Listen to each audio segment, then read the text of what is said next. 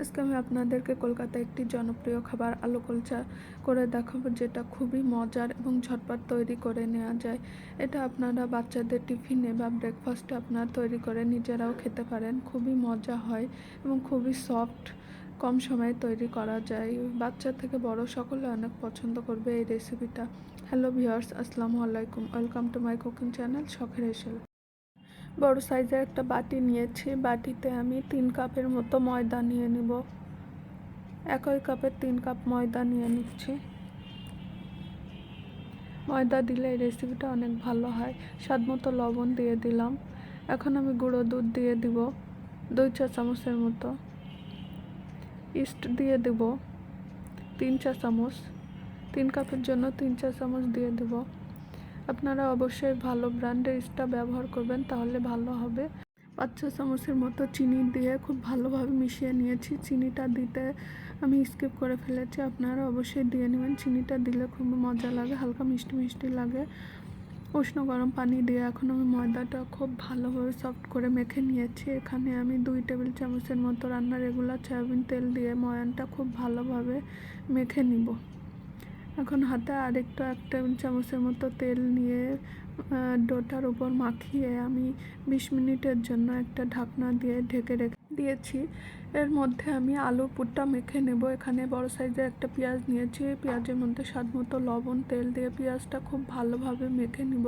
সামান্য চাট মশলা দিয়ে দিয়েছি। পেঁয়াজটা খুব ভালো মতো মেখে নিচ্ছি। 2টা কাঁচামরিচ কুচি নিয়েছি। পেঁয়াজ এবং কাঁচামরিচ খুব ভালোভাবে মেখে আলুর সঙ্গে খুব ভালোভাবে মেখে নেব।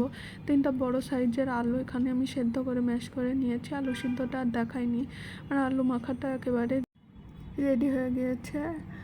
এখন 20 মিনিট আগে যে ডোটা আমি ময়দার ডোটা ঢেকে রেখেছিলাম, দেখুন কতটা ফুলে গিয়েছে। এখন আমি ডোটা আরও ভালোভাবে হাত দিয়ে খুব ভালোভাবে মেখে নিব, মথে নিব। দেখুন কতটা সফট হয়েছে ডোটা, দেখলে বোঝা যাচ্ছে। এখন আমি একটা ছুরির সাহায্যে 6টা লেচি কেটে নিব। আমি এখানে 6টা আলু কুলচা বানাবো, তাই 6টা লেচি কেটে নিচ্ছি। আমি বড় বড় সাইজে বানাচ্ছি, আপনার চাইলে আরও ছোট ছোট করতে পারেন, 12টা করতে পারেন 3 কাপে। এখন আমি একটা লেচি নিয়ে রুটির মতো করে মাঝখানে আমি সেই আলুর পুরটা দিয়ে খুব ভালোভাবে চেপে চেপে এভাবে হাত দিয়ে মুড়িয়ে মুড়িয়ে গোল করে ডো করে নিব, যাতে আলুটা না বের হয়। এভাবে করে আমি একটা লম্বা পাউরুটির মতো শেপ দিয়ে রুটিটা বেলে নিব। আপনার ঠিক দেখলেই বুঝতে পারবেন আমি কিভাবে নিয়েছি। দেখুন আলুর পুরটা কিন্তু একদমই বের হয়। এভাবে আমি সব ডোগুলো দিয়ে 6টা পাউরুটির মতো করে বেলে নিয়েছি। দেখুন এখন একটা ফ্রাই প্যানে 1/2 কাপের মতো পানি দিয়ে লো আছে আমি ঢেকে 2-3 মিনিটের মতো রেখে দেব, তাহলে আমার আলু কুলচাটা রেডি হয়ে যাবে। দেখুন আমার কালারটা কত সুন্দর এসেছে, আপনার দেখলে অবশ্যই বুঝতে পারবেন। এখন আমি উল্টে দিব। দেখুন কত সুন্দর একটা কালার এসেছে আর কতটা ফুলে গিয়েছে, দেখলে বোঝা যাচ্ছে। এভাবে আমি সবগুলো ভেজে নিব। আমি আরও আরেকটা দেখিয়ে দিব। সামান্য পানি দিয়েছি, আর একটা আলুর কুলচা দিয়ে দিলাম। আরও 2 থেকে 3 মিনিটের মতো লো ফ্লেমে রেখে দিয়েছিলাম। দেখুন কতটা ফুলে গিয়েছে আর কতটাই সফট, দেখলে বোঝা যাচ্ছে। দেখুন উল্টে দিয়েছি, কালারটা কত সুন্দর এসেছে। আরও একটু পানি দিয়ে দিলাম আমি সাইড দিয়ে, যাতে পোড়া না লাগে। অবশ্যই পানি দিয়ে এই কাজটা করে নেবেন, পানিটা দিতেই হবে।